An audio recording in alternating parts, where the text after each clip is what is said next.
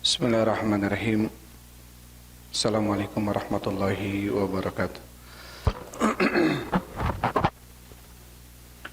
Alhamdulillahilladzi arsala rasulahu bil huda wa dinil haq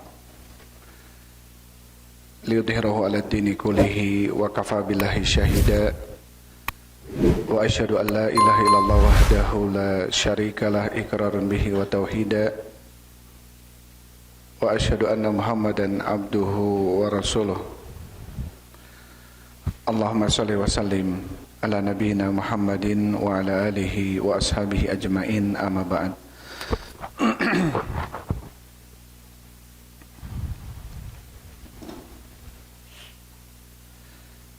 Ikhwan akhwati fillah bidakumullah, insyaallah kita lanjutkan pembahasan kita dalam kitab Riyadhus Shalihin karya Imam An-Nawawi rahimahullahu taala.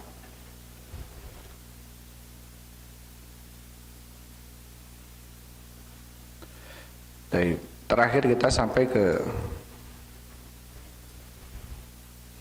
bab fadlil wudu, ya, bab keutamaan berwudu. Dan sekarang kita masuk ke hadis masih dari sahabat Abu Hurairah, semoga Allah meridainya.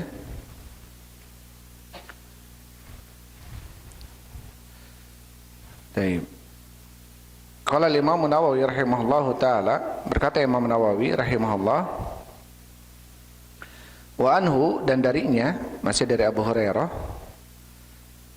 radhiyallahu anhu, semoga Allah meridainya, anna Rasulullah sallallahu alaihi wasallam qala, bahwasanya Rasul sallallahu alaihi wasallam beliau bersabda,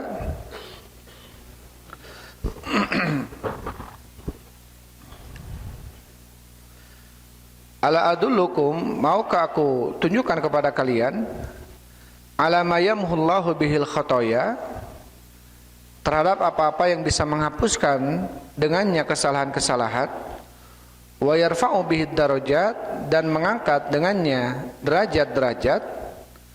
Qalu, para sahabat menjawab berkata, bala ya Rasulullah, benar ya Rasulullah, artinya kabarkan kepada kami. Qala, kemudian Rasul bersabda, isbagul wudu alal makarih, sempurnakanlah wudu atau menyempurnakan wudu di tempat-tempat yang makarih, yang dibenci, di tempat atau di waktu yang dibenci. Wa kasratul khuta ilal masajid, dan memperbanyak langkah menuju ke masjid. Wa intidarus salati ba'da shalah, dan menunggu salat setelah salat. Fadzalikumur ribat, fadzalikumur ribat, maka itulah ribat, itulah ribat. Ya, ribat artinya muhafadzah, menjaga. Rawahu Muslim, hadis ini diriwayatkan oleh Imam Muslim. Taib, ribat, ya. Kemudian hadis setelahnya, wa Nabi Malik Al-Asy'ari, dari Abu Malik Al-Asy'ari radhiyallahu anhu qala, semoga Allah meridainya, berkata Abu Malik, qala Rasulullah sallallahu alaihi wasallam, telah bersabda Rasul sallallahu alaihi wasallam, at-tuhuru syatrul iman, bersuci merupakan sebagian daripada keimanan. Rawahu Muslim, hadis ini diriwayatkan oleh Imam Muslim. Wa fil babi, dan di dalam bab, hadis Amr bin Abasah, yaitu ada hadis dari Amr bin Abasah radhiyallahu anhu, semoga Allah meridainya, as-sabiq, yang telah lewat, fi akhir babir roja, di dalam terakhir bab daripada bab roja. Ya, ini masuk juga ke dalam hadis, ya, keutamaan berwudu. Kemudian hadis setelahnya, wa an Umar bin Khattab radhiyallahu anhu, dari Umar bin Khattab, semoga Allah meridainya. Waalaikumsalam warahmatullahi wabarakatuh. Anin Nabi sallallahu alaihi wasallam qala, dari Nabi sallallahu alaihi wasallam bersabda, ma minkum min ahadin yatawaddau, ma tidaklah minkum seseorang di antara kalian, min ahadin seseorang pun, yatawaddau fayubligul wudu, ya, dia berwudu dan menyempurnakan wudunya. Tsumma yaqulu, kemudian dia mengatakan, asyhadu alla ilaha illallah wahdahu la syarikalah. Selesai wudu dia mengucapkan doa wudu. Setelah selesai wudu, asyhadu alla ilaha illallah wahdahu la syarikalah wa asyhadu anna Muhammadan abduhu wa rasuluh. Dan aku bersaksi bahwasanya Muhammad adalah hamba dan utusannya. Illa futihat lahu abwabul jannati tsamaniyah. Kecuali akan dibuka baginya pintu-pintu surga yang 8. Yadkhulu min ayyiha sya'. Dia akan masuk dari pintu-pintu itu, ya, dari pintu manapun menurut yang dia kehendaki. Rawahu Muslim. Hadis ini diriwayatkan oleh Imam Muslim. Wa zada Tirmidzi, dan Imam Tirmidzi menambahkan dalam riwayatnya, Allahumma ja'alni, ya Allah, jadikanlah saya minat tawwabina, termasuk orang-orang yang banyak bertaubat, wa ja'alni minal mutatahhirin, dan jadikanlah saya termasuk orang-orang yang bersuci atau mensucikan diri. Taib. Itu 3 hadis ya kita bacakan malam ini. 3 hadis yang kita bacakan malam ini. Hadis yang pertama adalah yang kita baca, hadis dari Abu Hurairah. Rasulullah mengatakan, maukah aku tunjukkan kepada kalian sesuatu yang bisa menghapuskan, atau sesuatu yang Allah Subhanahu wa taala menghapuskan dengannya kesalahan-kesalahan, dan juga Allah akan mengangkat dengannya derajat-derajat. Para sahabat bertanya, apa itu ya Rasulullah? Berikan kabar kepada kami ya Rasul.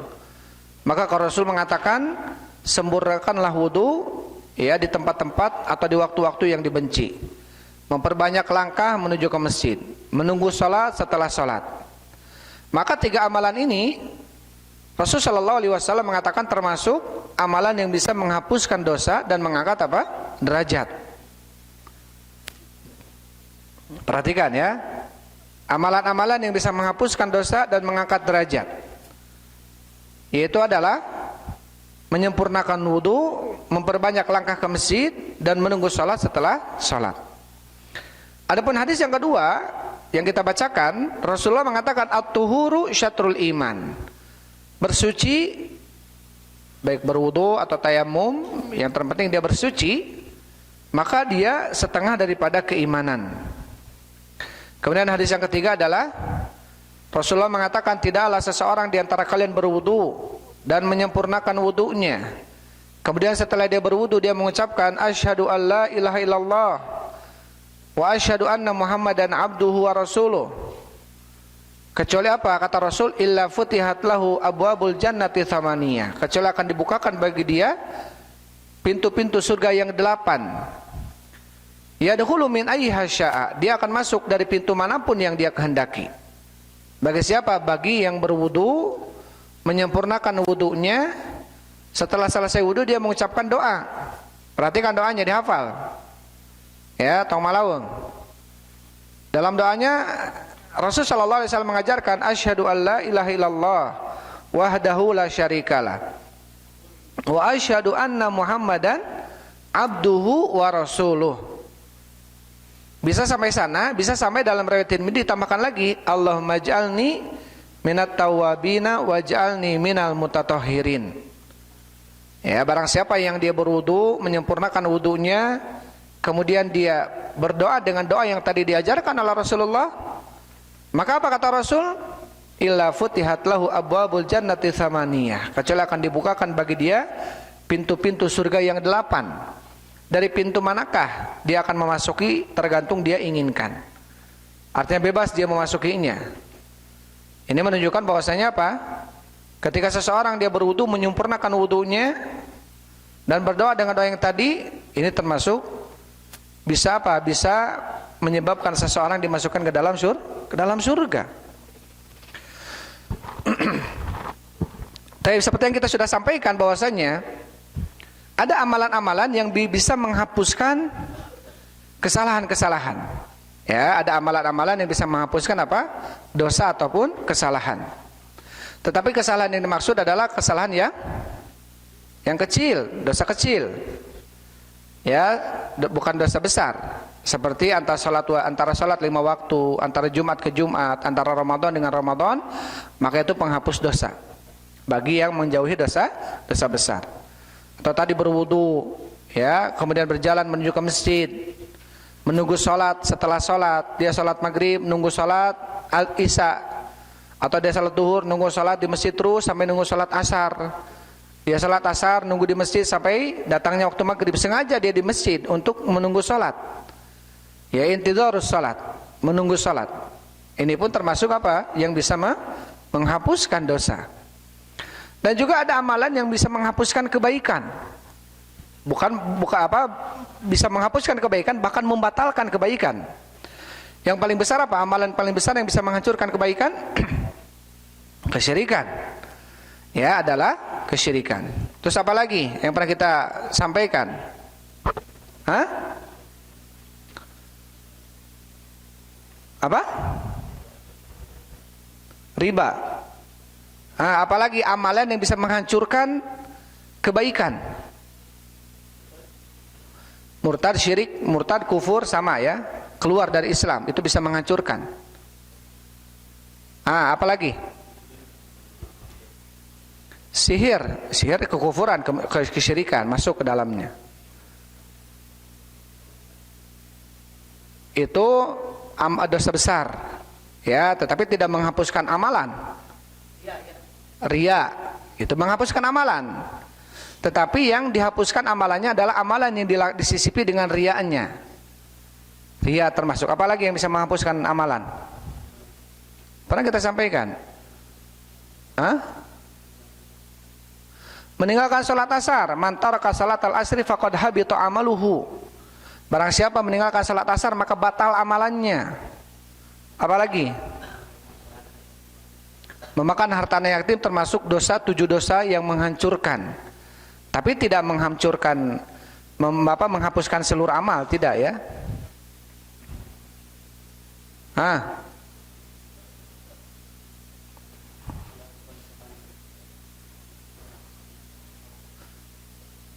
Mendahulukan ucapan manusia siapapun dia di atas ucapan Allah dan Rasulnya, dengan cara mengeraskan suara dia di hadapan Rasul Shallallahu Alaihi Wasallam. Ya ayyuhalladzina amanu, ya,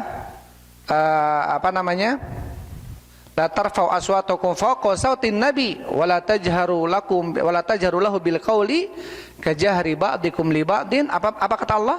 Antahbata a'malukum, maka akan batal amalan kalian. Wa antum la tash'urun, dalam keadaan kalian tidak menyadarinya. Dulu pada zaman Nabi, tidak boleh seseorang memanggil ya Muhammad, teriak-teriak dengan memanggil namanya, tapi harus menyebut dengan ya Rasulullah, ya Nabi Allah, dan tidak boleh teriak. Ini kata para ulama ketika masa hidupnya Nabi. Kalau selesai hidupnya Nabi, artinya di masa setelah Nabi meninggal, salah satu bentuk amalan ini adalah mengedepankan ucapan siapapun dia dibanding ucapan siapa? Nabi. Kata Nabi, saya memilih ucapan orang lain, B misalkan. Ini tidak boleh. Sampai Ibnu Abbas mengatakan, aku lulakum qala Rasul sallallahu alaihi wasallam. Aku katakan kepada kalian, Rasul mengatakan demikian dan demikian. Wa taqulu qala Abu Bakar wa Umar. Dan kalian mengucapkan Abu Bakar dan Umar telah berkata demikian dan demikian. Inni akhsha an tanzil alaikum hijaratun minas sama. Saya takut akan turun batu dari langit menimpa kalian. Apalagi?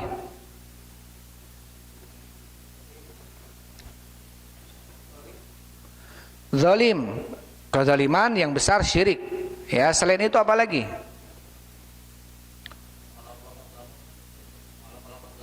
Melokol agama ini termasuk bab kekufuran ya. Jadi banyak tentunya yang bisa menghancurkan amalan, yaitu murtad. Salah satunya mengolok-olok agama termasuk kekufuran. Menolak syariat termasuk kekufuran jelas. Ya, sihir termasuk kekufuran. Yang spesifik yang lebih. Kalau secara umum betul menghancurkan. Ada yang masih ingat? Yaitu apa? Ya ayyuhalladzina amanu la tubtilu shadaqatikum bil manni wal adza. Apa itu? Menyebut-nyebut dan menyakiti. Wahai orang-orang beriman, janganlah kalian membatalkan pahala-pahala sedekah kalian dengan cara apa? Menyebut-nyebut, saya telah bersedekah sekian, saya telah bersedekah sekian. Wal adza, dan menyakiti. Ya, dan menyakiti orang yang diberikan sedekah. Ini termasuk bisa membatalkan pahala sedekah. Taib, kita bacakan penjelasan dari Syekh Muhammad bin Shalih Al-Utsaimin rahimahullah. Beliau mengatakan hadis-hadis ini fi bayani fadlil wudu, di dalam penjelasan tentang keutamaan wudu. Wa qad sabaqa haditsun fi hadzal makna, dan telah lewat hadis di dalam pengertian makna ini. Wa takalamna ala ziyaratil kubur, dan kami telah berbicara tentang hukum ziarah kubur allati dzakaraha al-muallifu, yang telah disebutkan oleh penulis rahimahullah. Wa bayyana anna fiha faidatun 'azimatun, dan kami menjelaskan bahwasanya di dalam ziarah kubur itu ada faidah yang agung, yang besar. Apa faidah yang besar ketika ziarah kubur? Mengingat kematian. Ya, tadhkirul insanu al-mauta awil akhirah. Seorang manusia akan mengingat tentang apa? Kematian atau kehidupan akhirat. Waliyu'lam anna ziyaratal kubur la tahillu lin-nisa, dan ketahuilah sesungguhnya ziarah kubur itu tidak boleh bagi seorang perempuan. Apa alasannya kemarin kita sebutkan? Kenapa tidak boleh?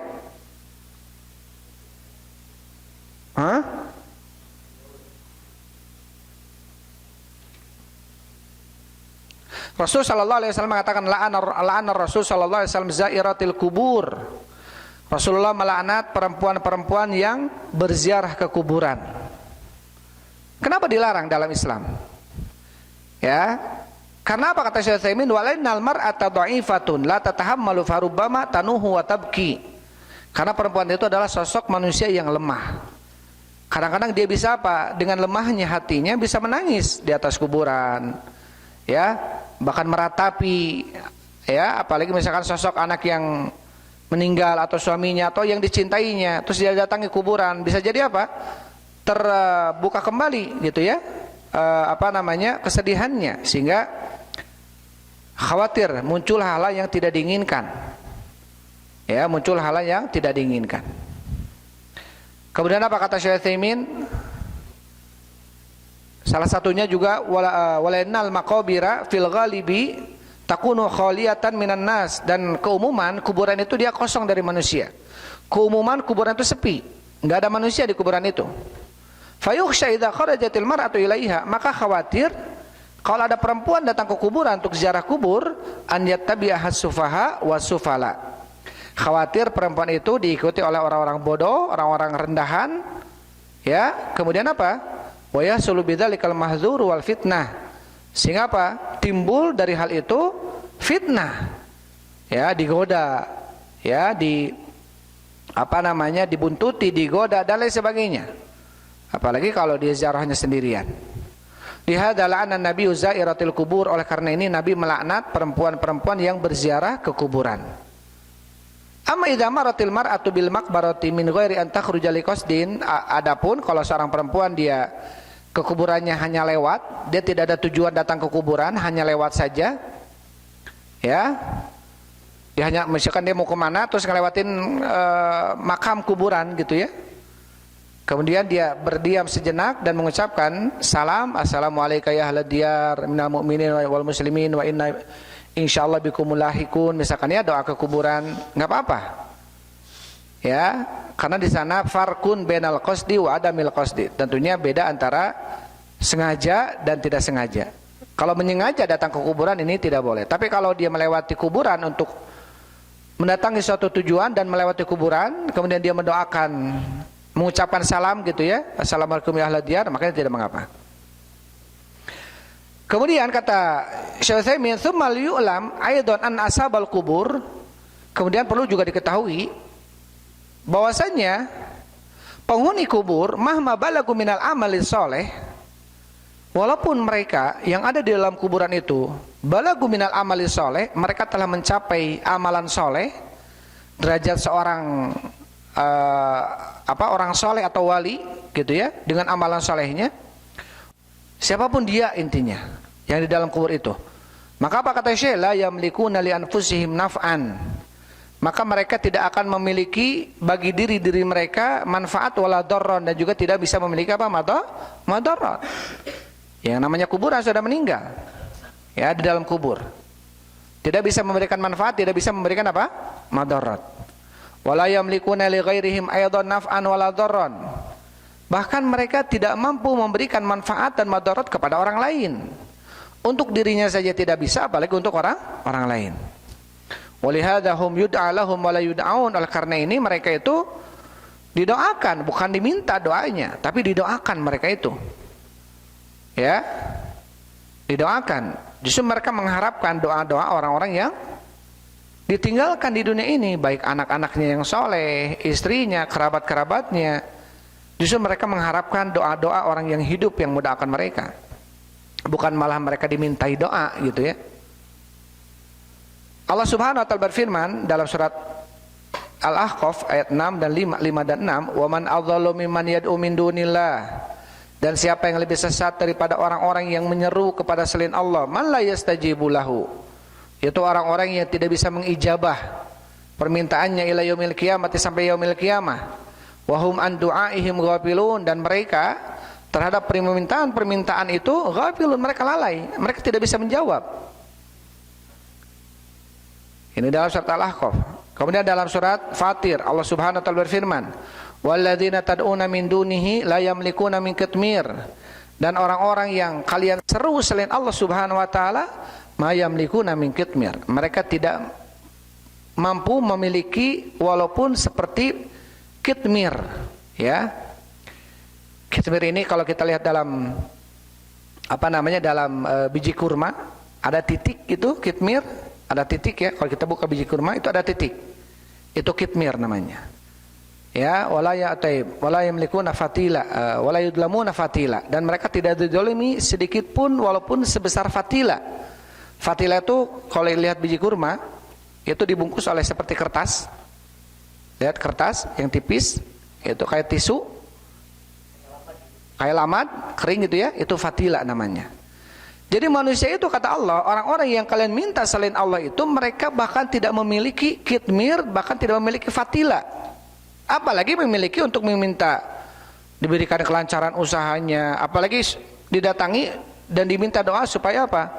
Diberikan anak, diberikan keturunan, diberikan kelancaran, diberikan usahanya biar maju dan lain sebagainya. Apalagi untuk hal yang besar seperti itu.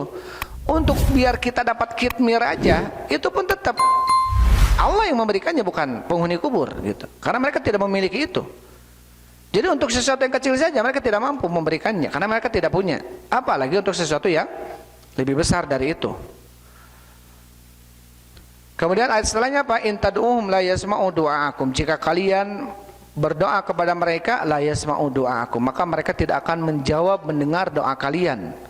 Walau sami'u mastajabu lakum. Kalaupun mereka mendengar, kalaupun kata Allah, mastajabu lakum, mereka tidak akan mampu menjawab doa kalian. Ini perselisihan ya.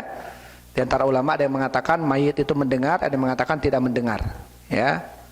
Walaupun pendapat yang mengatakan mendengar juga mereka ada dalil.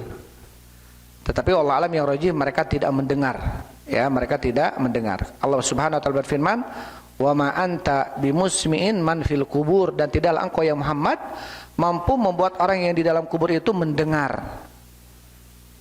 Taib. Kemudian amma ma dzakarahu rahimahullah minal ahaditsil baqiyati, adapun yang disebutkan oleh penulis Imam Nawawi ya dari hadis-hadis yang tersisa, hadis tadi yang kita bacakan yaitu dari hadis Abu Hurairah bahwasanya Nabi SAW mengatakan, maukah aku kabarkan kepada kalian tentang apa-apa yang bisa Allah menghapuskan dengannya kesalahan dan mengangkat dengannya derajat? Wa inna masaqal hadits sallallahu alaihi wasallam ala sabil istifham min ajli an yantabiha sami'u lima yulqi ilaih. Sesungguhnya tentu di sini Nabi sallallahu alaihi wasallam memaparkan hadis ini kepada para sahabat ala sabilil istifham, ya, dengan bentuk pertanyaan, ala adullukum, maukah aku kabarkan kepada kalian, maukah aku tunjukkan kepada kalian, ya, itu agar apa? Min ajli an yantabiha sami, agar si pendengar itu intibah itu memperhatikan. Ini termasuk termasuk metode ya, metode di dalam proses belajar mengajar. Biasanya kita kalau diaman adanya tanya jawab. Nah, si murid ditanya, kamu apa ini maksudnya ini? Kamu apa maksudnya ini? Pelajaran yang sudah dibahas itu ditanya lagi. Biar yang ngikutin ini dia fokus, dia intibah, dia memperhatikan, temalawung gitu ya. Maka ditanya, akhirnya biar dia apa? Biar dia ada perhatian. Bentuk pertanyaan yang disampaikan oleh Nabi kepada para sahabat, tentu bisa saja langsung Rasul mengatakan, para sahabat, ya, sesungguhnya Allah akan mengangkat derajat, menghapuskan dosa dengan 3 cara. Ini. Bisa aja dengan seperti itu, tapi di sini Rasulullah mengabarkan dengan apa? Dengan sabilil istifham. Ya, dengan cara bentuk pertanyaan. Tujuannya apa? Agar yang mendengarkan dia ainian tabiha, intibah. Agar dia fokus, agar dia tidak tidak lalai gitu ya, betul-betul memperhatikan terhadap apa yang akan disampaikan kepadanya. Li'annal amra muhimun, karena sesungguhnya perkara yang akan disampaikan oleh Rasul ini penting. Sehingga Rasul menyampaikannya dengan apa? Dengan kalimat istifham. Kemudian Rasulullah mengatakan, ala unabbiukum bima yamhullahu bil khataaya wa yarfa'u bihi darajat. Qalu bala ya Rasulullah. Kemudian para sahabat, kabarkan kepada kami ya Rasul. Rasul mengatakan, sempurnakanlah wudu alal makari. Kata Syekh Utsaimin, sempurnakan wudu alal makari artinya adalah seseorang manusia ketika dia berwudu, menyempurnakan wudunya dalam kondisi yang dia benci ketika menunaikan wudu, baik karena imalikaunihi fihi huma, baik karena kondisi dia sedang demam gitu ya, kalau wudu dingin airnya, yanfiru minal ma, sehingga dia lari dari air, tapi dia memaksakan nggak apa-apa walaupun dingin, tapi dia betul-betul harus wudu karena memang nggak ada sesuatu yang dia pakai untuk memanaskan air misalkan, dia terpaksa dengan itu. Tapi kalau dia di musim dingin yang sangat dingin, kemudian airnya beku misalkan ya, dingin sekali, kalau kita wudu takutnya bahaya. Kalau ada kompor, kita nyalain dulu kompor biar airnya hangat. Tentu ini dianjurkan ya, bukan berarti menyempurnakan wudu dalam kondisi yang kita benci, biarin karena ini keutamaan, pahalanya besar. Kita wudu aja dengan air dingin, jelas-jelas cuacanya dingin, malah jadi sakit. Nah itu nggak boleh. Ya, itu nggak boleh. Karena yuridullahu bikumul yusra, Allah menginginkan bagi kalian itu kemudahan, tidak menginginkan bagi kalian kesulitan. Yang dimaksud dalam hadis ini adalah ketika memang tidak ada sesuatu yang kita pakai untuk menghangatkan air, tapi adanya airnya dingin dan bismillah dia wudu dengan itu, walaupun agak sedikit dibenci oleh dia gitu ya, karena kondisinya dingin, selama tidak membahayakan dia, maka inilah yang dimaksud ya, yaitu menyempurnakan wudu dalam kondisi yang dia benci. Atau apa? Wa imma an yakuna hunaka amtarun tatahawwalu bainahu wa bainal wusul ila makanil wudu. Atau misalkan dia mau ngambil wudu tapi tempatnya agak jauh, terus hujan lagi. Kalau dia ngambil takutnya kebasahan, malas. Tapi dia ngambil wudu karena nggak mau dia harus wudu gitu ya, mau nggak mau dia harus wudu. Terus dia berwudu dalam kondisi dia mengerjakannya dalam keadaan terpaksa atau bukan terpaksa, benci gitu ya. Tapi dia tetap memaksakan dirinya selama tidak akan memberikan madarat bagi dirinya, maka ini tentu bagus gitu ya. Tapi kalau kemudian dengan hujan akhirnya dia wasa kuyup, malah jadi madarat, sakit, itu tidak boleh. Ya, wala tulqu biaidikum ila tahlukah. Janganlah kalian melemparkan diri kalian kepada kehancuran, tidak boleh. Ya. Kalau kemudian kita melakukan sesuatu yang jelas ada madaratnya bagi kita, maka itu tidak boleh. Karena dalam Islam ini ada yang namanya rukhsah. Ya, fa'ilam tajidu ma'an fatayamamu. Kalau memang tidak dapat air, maka bertayamumlah. Ya, maka bertayamumlah. Taib. Jadi ada rukhsah dalam Islam. Amma ma'adzarari falayatawadda balayatayammam. Adapun ketika dia berwudu dan membahayakan, tentu dia tidak boleh dia berwudu. Bahkan baginya harus apa? Bertayamum. Harus bertayamum. Maka kondisinya ketika dia berwudu, kondisinya dibenci tapi tetap dia mengupayakan untuk berwudu dan tetap dia melihat bahwasanya dengan berwudu tidak akan membahayakan badannya, memadaratkannya, maka dia mendapatkan dan masuk ke dalam poin hadis yang disampaikan, ya. Dia akan dihapuskan dosanya, diangkat derajatnya.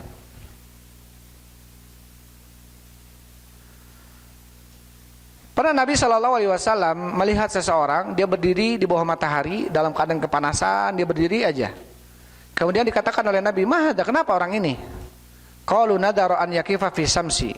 Kemudian para sahabat menjawab, "Ya Rasul, orang ini pernah bernadar untuk dia berjemur di bawah matahari, terik matahari." Kemudian fanahahu an dzalika wa amaru an yastadilla. Rasul melarang orang itu untuk melakukan itu karena ini memadaratkan diri, tidak boleh. Dan memerintahkan untuk dia mencari tempat teduh. Fal insanu laysa ma'muran wala manduban fi an yaf'ala ma yashqu alaihi wa yadurru. Tentu seorang manusia itu tidak diperintah, bahkan tidak dianjurkan untuk mengerjakan sesuatu yang sesuatu itu justru akan memberikan madarat bagi dia. Tidak ada dalam Islam. Ya, karena Allah menginginkan bagi kalian kemudahan, tidak menginginkan bagi kalian kesulitan. Bentuk sempurna dan rahmatnya Allah itu adalah apa? Ketika ini sulit, maka cari yang lebih mudah. Ketika ini sulit lagi, tetap terus cari yang lebih mudah. Bahkan tidak boleh kita memaksakan, ya, melakukan sesuatu. Misalkan kita sedang safar, dianjurkan untuk apa? Untuk berbuka. Kita memaksakan apa? Memaksakan kita berpuasa. Akhirnya kita jatuh sakit. Nah, itu bisa berdosa dalam Islam. Pernah Rasulullah dari Anas bin Malik, ya, hadis dari Anas bin Malik dalam Umdatul Ahkam juga disebutkan tentang berpuasa kalau nggak salah, ya. Anas bin Malik kemudian mengatakan, kharajana ma'a Nabi sallallahu alaihi wasallam fi ghazat, kami pernah keluar bersama Nabi dalam sebuah peperangan. Kata Anas bin Malik, faminna shaim wa minnal muftir. Di antara kami ada yang sedang berpuasa, di antara kami ada yang berbuka. Jadi ketika peperangan Nabi kebanyakan itu di waktu Ramadan, waktu sedang berpuasa. Kebanyakan perangnya Nabi itu ketika Ramadan. Kata Anas bin Malik, faminna shaim wa minnal muftir. Di antara kami ada yang berpuasa, di antara kami ada yang berbuka. Falam ya'ibi shaim walal muftir wal muftir ala shaim. Orang yang berbuka tidak mencela orang yang berpuasa, orang berpuasa pun tidak mencela orang berbuka. Masing-masing berjalan. Kemudian apa? Fasaqatas suam. Karena dia terik matahari, Ramadan itu terik, ya, panas, apalagi di padang pasir, perjalanan jauh karena mau menyerang suatu negara, suatu kampus, suatu negeri gitu, ya. Kemudian apa? Orang berpuasa ini saqatas suam, pada pingsan mereka. Pada pingsan karena kecapean, karena mereka berpuasa. Kemudian para sahabat yang berbuka ini apa? Akhirnya mengurusi orang-orang yang sakit ini. Bahkan memberikan makan kepada kuda-kudanya, kepada unta-untanya. Bahkan yang yang mengurusi semua itu adalah orang-orang yang berbuka. Apa kata Rasulullah? Zahabal muftiruna al-yawma bil ajri. Hari ini orang-orang yang berbuka lebih banyak pahala-pahala mereka. Ya. Kemudian Rasul mengatakan laisa minal birri asyamu fis safar. Tidak termasuk kebaikan berpuasa ketika waktu safar. Artinya ketika waktu safar dia memaksakan puasa dan malah memadaratkan diri, maka ini tidak ada kebaikan dalam Islam.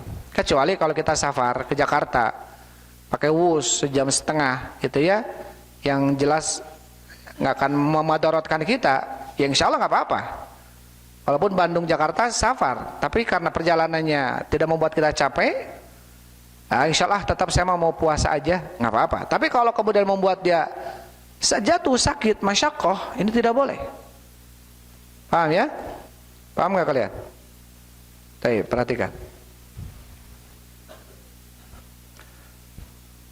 Kemudian yang kedua, termasuk amalan yang bisa mengangkat derajat dan menghapuskan dosa adalah akatsaratul khuta ilal masajid, memperbanyak langkah menuju ke masjid.